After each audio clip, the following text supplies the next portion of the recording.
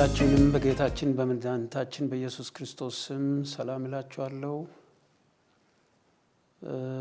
በዚህ የትምህርት ፕሮግራም የሚቀርበው አጠቃላይ የትምህርቱ አርዕስት ቤተክርስቲያን የሚል ነው። ቤተክርስቲያን በሚለው ስር ያሉ ተከታታይ ትምህርቶች ይኖሩናል። እንደ መግቢያ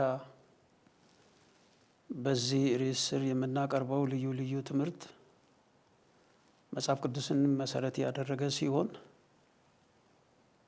ይዘቱ ስለ ቅድመ ቤተ ክርስቲያን የእግዚአብሔር ሕዝብ እና ስለ አዲስ ኪዳን ቤተ ክርስቲያን ምንነት እንዲሁም ስለ አጠቃላይ የቤተ ክርስቲያን ነገሮች የሚገለጽበት ይሆናል። የቤተ ክርስቲያን ምንነትና የቤተ ክርስቲያን ነገሮች ከብዙ ሰዎች መረዳትና ማስተዋል የራቀና ያልተገለጠላቸው ምስጢር ግን በመጽሐፍ ቅዱስ ተገልጦ የሚገኝ ነው። ቤተ ክርስቲያን በሚል ርዕስ በተከታታይ በምናቀርበው ልዩ ልዩ ትምህርት በመጽሐፍ ቅዱስ የተገለጠውን የቅድመ ቤተ ክርስቲያን የእግዚአብሔር ሕዝብና የቤተ ክርስቲያን ምንነትን እንዲሁም የቤተ ክርስቲያን አጠቃላይ ነገሮችን ለመግለጽ እንሞክራለን። ወደ ትምህርቱ ሲገባ በትምህርት አንድ የምንመለከተው ቅድመ ቤተ ክርስቲያን የእግዚአብሔር ሕዝብ በሚል ንዑስ ርዕስ ነው። እግዚአብሔር ከጥንት ጀምሮ ለራሱ ሕዝብና ወገን የማዘጋጀት ዓላማና እቅድ ነበረው። የኔ የሚለውን ሕዝብ ሕዝቤ የሚለውን ለራሱ የተለየውን ሕዝብ የማዘጋጀት እቅድና ዓላማ ስለነበረው እግዚአብሔር ዓላማውና እቅዱን ለመፈጸም ስላደረጋቸው ነገሮች ከመጽሐፍ ቅዱስ መረዳት ይቻላል። የኔ የሚለውን ሕዝብ ሕዝቤ የሚለውን ሕዝብ ለማዘጋጀት ገና ከፍጥረት ከሰው ልጆች ወይም ከሰው ዘር ፍጥረት መጀመሪያ ጀምሮ ሲያደርጋቸው የነበሩትን ነገሮች ከመጽሐፍ ቅዱሳችን መገንዘብ እንችላለን። ዘፍጥረት ምዕራፍ 1 ከቁጥር 27 እስከ 28 ባለው ክፍል እንዲህ የሚል ቃል ተጽፎ እናገኛለን። እግዚአብሔርም ሰውን በመልኩ ፈጠረ፣ በእግዚአብሔር መልክ ፈጠረው፣ ወንድና ሴት አድርጎ ፈጠራቸው። እግዚአብሔርም ባረካቸው፣ እንዲህም አላቸው፣ ብዙ ተባዙ፣ ምድርንም ሙላት፣ ግዟትም። ይሄ እግዚአብሔር በኋለኞቹ ዘመናት ለራሱ ሕዝብ ሊያዘጋጅ ላለበት ዓላማና እቅድ ጅማሬው ነው። ሕዝብን ሊያመጣ መጀመሪያ በመልኩ ሰውን መፍጠር ነበረበት። ስለዚህ በመልኩ ሰውን ፈጠረ። ያንን በመልኩ የፈጠረውን ሰው እንዲበዛ፣ እንዲባዛ፣ ምድርን እንዲሞላ አደረገ ማለት ነው። ይሄ ቅድመ ሀሳብ ነው፣ ቅድመ እቅድ ነው፣ ቅድመ ዝግጅት ነው። በዚህ ጥቅስ ውስጥ እግዚአብሔር ሰውን በመልኩ ወንድና ሴት አድርጎ ስለመፍጠሩና ብዙ ተባዙ ብሎ ስለመባረኩ የሚገልጹ ቃላት እግዚአብሔር ለራሱ ሕዝብና ወገን የማዘጋጀት ዓላማና እቅድ እንደነበረው የሚያመለክቱ ናቸው። መጀመሪያ ሰውን ፈጥሮ አባስቶ ከዛ ነው ደግሞ ለራሱ ሕዝብን የሚያዘጋጀው።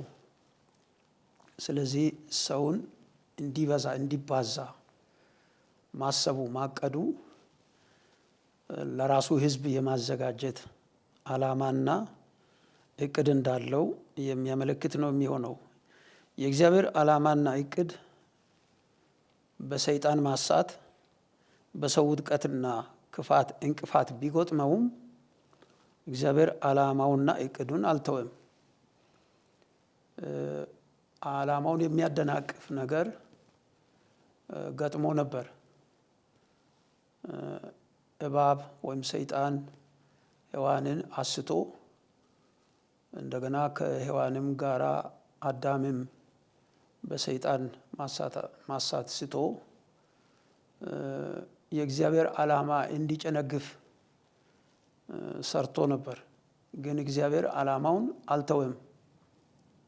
የእግዚአብሔርን ዓላማ የሚያስቀር ነገር ስለሌለ፣ በመሆኑም ዓላማውና እቅዱን ለመፈጸም ከሰው ልጆች መካከል ለራሱ ከሚለያቸው ጋር ቃል ኪዳን ያደርግና የተስፋ ቃል ይሰጥ ነበር።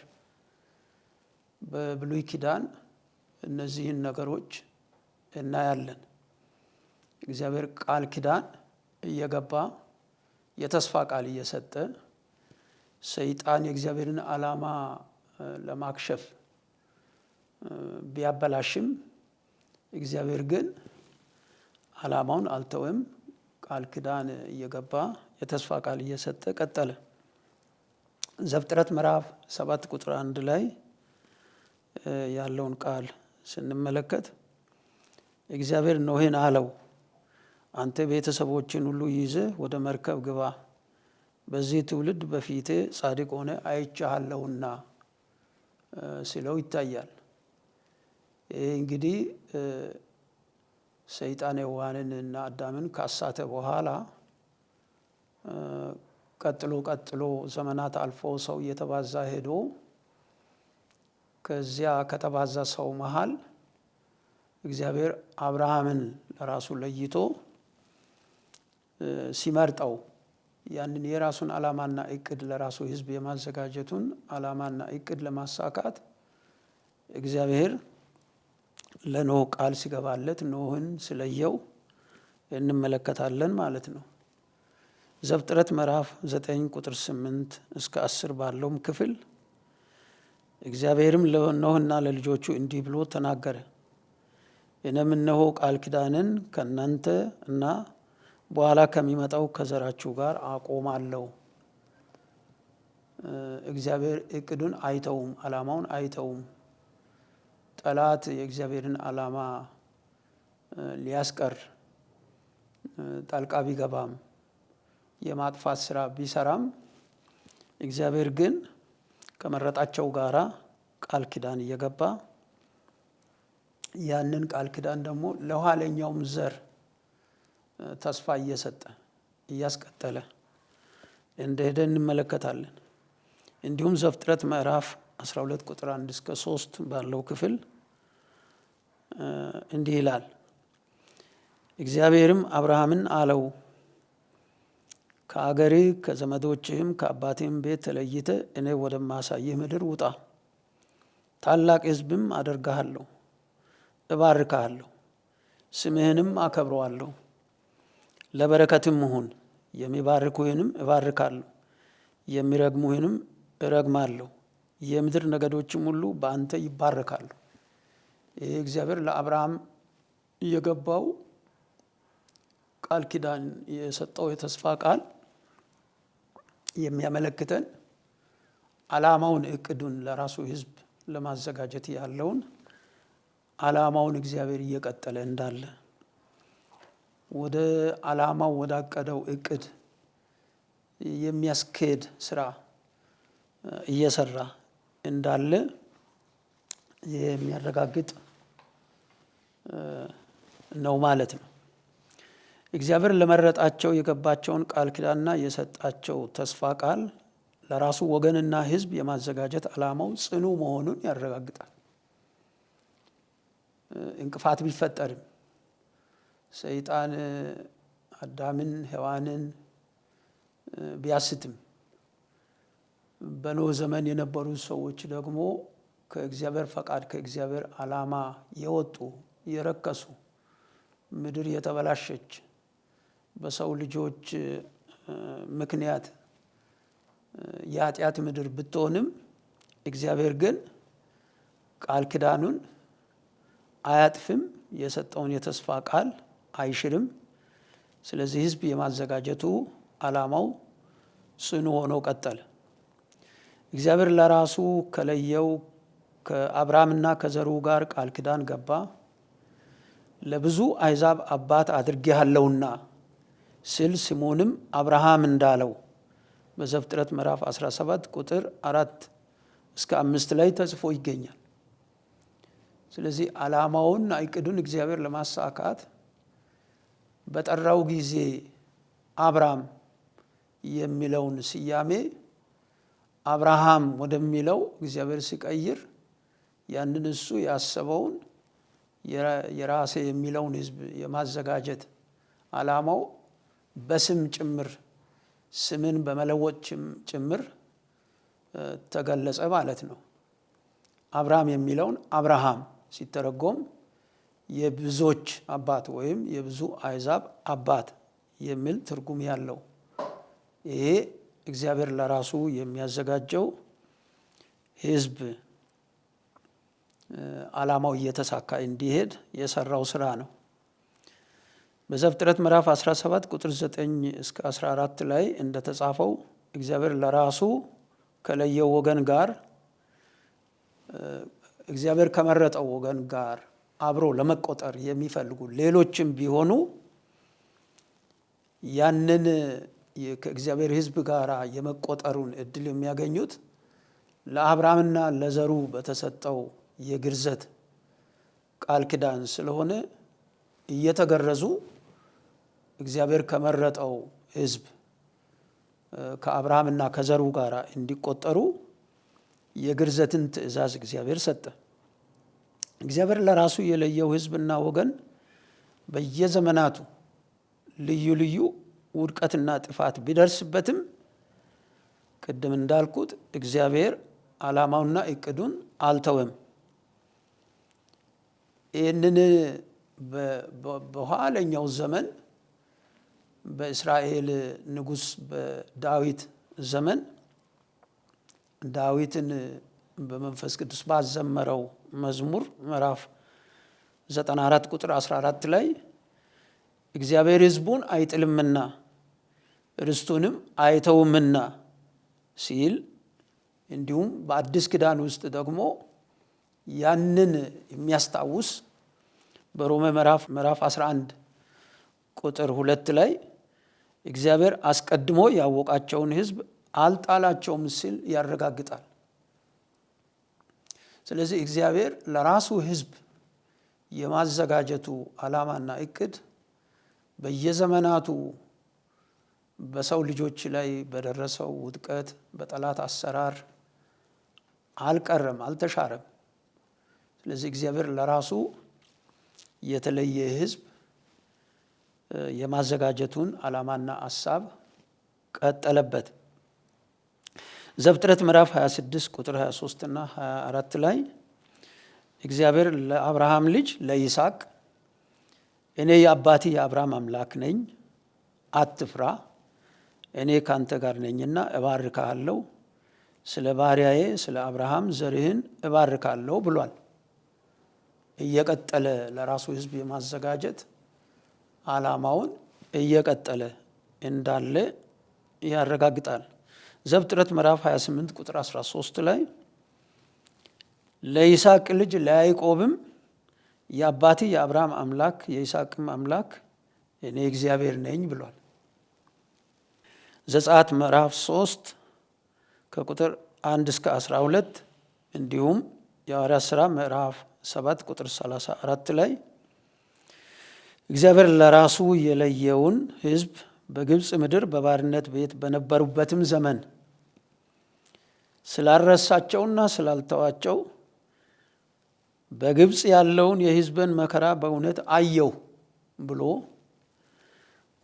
ከባርነት ነፃ ሊያወጣቸው ወርዶ ባሪያውን ሙሴን ጠርቶ ወደ ግብፅ ልኮላቸው ነበር። በየትኛውም ዘመን በየትኛውም ዓላማውን ሊያስቀር የሚችል በገጠመው ነገር እግዚአብሔር ዓላማውን እቅዱን ሳያጥፍ ይቀጥል ነበር። ህዝብ ለራሱ የማዘጋጀት ስራውን መስራት ይቀጥል ነበር። ዘጸአት ምዕራፍ 3 ቁጥር 12 ላይ እግዚአብሔር ለሙሴ በእውነት እኔ ካንተ ጋር እሆናለሁ፣ እኔም እንደላኩ ምልክት ይህ ነው፣ ሕዝቡን ከግብፅ ባወጣህ ጊዜ በዚህ ተራራ ላይ ለእግዚአብሔር ትገዛላችሁ ብሏል። ዓላማው ቀጥሏል። አሁንም አንድ ለራሱ የሚያዘጋጀውን ሕዝብ ከግብፅ ምድር ከባርነት ቤት ካወጣ በኋላ ያ ከባርነት ቤት የሚወጣው እግዚአብሔር ነፃ የሚያወጣው ሕዝብ ለእግዚአብሔር የሚገዛ አንድ ልዩ ሕዝብ እንደሚሆን ያረጋግጣል ማለት ነው። ዘጸአት ምዕራፍ 3 ቁጥር 16 ላይ ሂድ የእስራኤልንም ሽማግሌዎች ሰብስብ፣ እግዚአብሔር የአባቶቻችሁ አምላክ የአብርሃም የይስሐቅም የያዕቆብም አምላክ መጎብኘትን ጎበኘኋችሁ በላቸው ብሎታል። ስለዚህ እግዚአብሔር ይጎበኛል፣ እግዚአብሔር ይታደጋል። እግዚአብሔር ጠላት የሚሰራውን ስራ በሌላ በኩል የጠላትን አሰራር እያፈረሰ የራሱን ዓላማ ያሳካል። ሕዝቡ በጠፋ ጊዜ፣ በጠላት እጅ በወደቀ ጊዜ፣ ወደ ምርኮ በሄደ ጊዜ፣ ስደተኛ በሆነ ጊዜ ሁሉ የሚጎበኝ መልሶ እንደገና ሕዝብ አድርጎ የሚያቆም የሚበዥ መሆኑን ያሳያል። ይህ ሁሉ የሚያረጋግጠው እግዚአብሔር ለራሱ ሕዝብ ለማዘጋጀት ያለውን ዓላማ እንደቀጠለ ነው። እግዚአብሔር ለራሱ በለየው ሕዝብ ስም የአብርሃም የይስሐቅ የያዕቆብ የእስራኤል አምላክ ተብሎ ተጠራ። በትምህርቱ አርስት ላይ በንዑስ አርስቱ ላይ እንደገለጽኩላችሁ እስካሁን እያስረዳሁ ያለሁት ቅድመ ቤተ ክርስቲያን የሆነ ለእግዚአብሔር የተለየ ሕዝብ እግዚአብሔር አዘጋጅቶ ነበር፣ እያዘጋጀ ነበር። ቤተ ክርስቲያን ተብሎ በአዲስ ኪዳን የሚባለውን አይነት አይደለም፣ ግን ለራሱ ልዩ የሆነ ሕዝብ ያዘጋጅ ነበር። በዚያ ለራሱ በሚለየው ሕዝብ ስም የአብርሃም የይስሐቅ የያዕቆብ የእስራኤል አምላክ ተብሎ የተጠራ አምላክ ነው። ዘጸአት ምዕራፍ 19 ቁጥር 1 እስከ 6 ባለው ክፍል እግዚአብሔር ሕዝቡን ከግብፅ ምድር ካወጣ በኋላ ሙሴን አሁንም ቃልን በእውነት ብትሰሙ ኪዳኔንም ብትጠብቁ ምድር ሁሉ የኔ ናትና ከአሕዛብ ሁሉ የተመረጠ ርስት ትሆኑልኛላችሁ፣ እናንተም የካህናት መንግስት የተቀደሰም ሕዝብ ትሆኑልኛላችሁ ብለህ ንገራቸው ብሎታል። ስለዚህ የአዲስ ኪዳን ለእግዚአብሔር የተለየው ሕዝብ ቤተ ክርስቲያን በሚል የሚታወቅ ሲሆን በብሉይ ኪዳን እግዚአብሔር ለራሱ ሲለይ የነበረው ሕዝብ ደግሞ ከአሕዛብ ሁሉ የተመረጠ ርስት፣ የካህናት መንግስት፣ የተቀደሰ ሕዝብ ብሎ የሚለው ሕዝብ ነው ማለት ነው። ዘዳግም ምዕራፍ 7 ቁጥር 6 ላይ ደግሞ ለአምላክ ለእግዚአብሔር አንተ ቅዱስ ሕዝብ ነህና በምድር ፊት ከሚኖሩ አሕዛብ ሁሉ ይልቅ ለእርሱ ለራሱ ሕዝብ ትሆንለት ዘንድ አምላክ እግዚአብሔር መረጠህ ይላል። በዘፍጥረት ምዕራፍ 1 ቁጥር 27-28 ላይ የጠቀስኩት ሰውን በመልኩ ከፈጠረ በኋላ ብዙ ተባዙ ምድርንም ሙሏት እንዳለ ነው። የሰውን ዘር እንዲበዛ እንዲባዛ ምድርን እንዲሞላ አድርጓል። ይሄ ለራሴ ሕዝቤ የሚለው ሕዝብ፣ የሚታዘዝለት ሕዝብ፣ የሚገዛለት ሕዝብ፣ እርሱም ብቻ የሚያመልክ ሕዝብ እንዲመጣ የሰው ዘር በምድር ላይ መብዛት ስለነበረበት አበዛ። ከዛ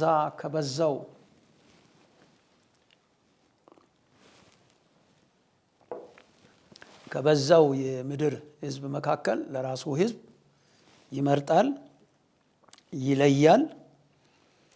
ስለዚህ እስራኤላውያንን ለአምላክ ለእግዚአብሔር ቅዱስ ሕዝብ ነህ፣ በምድር ፊት ከሚኖሩ አሕዛብ ሁሉ ይልቅ ለራሱ ሕዝብ ትሆንለት ዘንድ አምላክ እግዚአብሔር የመረጠ ሕዝብ ነህ ሲለው እንመለከታለን። ይህ እግዚአብሔር ለራሱ የለየው ወገን በአዲስ ኪዳን በጌታ በኢየሱስ ክርስቶስ ልትሰራ የነበረችው ቤተ ክርስቲያን ወይም አንዲት የክርስቶስ አካል ክፍል የመሆን ተስፋ የነበረው ሕዝብ ነበር። እንደ አዲስ ኪዳን ቤተ ክርስቲያን እንደ ኢየሱስ ክርስቶስ እንደመረጠው ኢየሱስ ክርስቶስ እንዳዳነው ሳይሆን የዚያ ሕዝብ ክፍል የዚያ ሕዝብ አካል ሆኖ የሚቆጠርበት የተስፋ ቃል የተሰጠው ሕዝብ ነው የብሉይ ኪዳኑ ሕዝብ። ለዚህ ነው የቅድመ ቤተ ክርስቲያን የእግዚአብሔር ሕዝብ የሚል አርስት ይዤ እየተናገርኩ ያለሁት። በኤፌሶን ምዕራፍ 1 ቁጥር 4 እና በአንደኛ ጴጥሮስ ምዕራፍ 1 ቁጥር 20 ላይ ያለው የእግዚአብሔር ቃል እግዚአብሔር ዓለም ሳይፈጠር አንድ ሕዝብ ለራሱ የማዘጋጀት የታወቀ ዓላማ እንደነበረው ያረጋግጣል።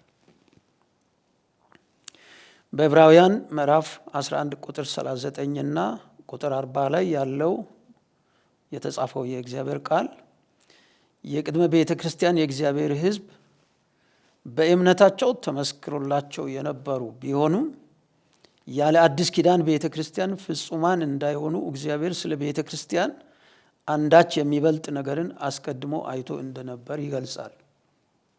ይህን የበለጠ ግልጽ ላድርገው። ዕብራውያን ምዕራፍ 11 ላይ ስለ እምነት ሰዎች በእምነት ብዙ ነገር የሆነላቸው ሰዎችን ይተርክና ቁጥር 39 እና 40 ላይ ሲደርስ ቤተ ክርስቲያንን እዛ ታሳቢ ያደርግና ያለ ቤተ ክርስቲያን እነዚያ የእምነት ሰዎች የቅድመ ቤተ ክርስቲያን የእግዚአብሔር ሕዝብ የነበሩ ሰዎች ያለ ቤተ ክርስቲያን ፍጹማን ሊሆኑ አይችሉም። ስለዚህ ትልቅ ዓላማ አድርጎ እግዚአብሔር ሲያስብ የነበረው ዓለም ሳይፈጠር አስቦ አቅዶ የነበረው ቤተ ክርስቲያን ተብሎ የሚታወቅ አንድ ልዩ ሕዝብ ቅዱስ ሕዝብ ለርስቱ የሚያዘጋጀው ሕዝብ እንዳለ የሚያመለክት ነው።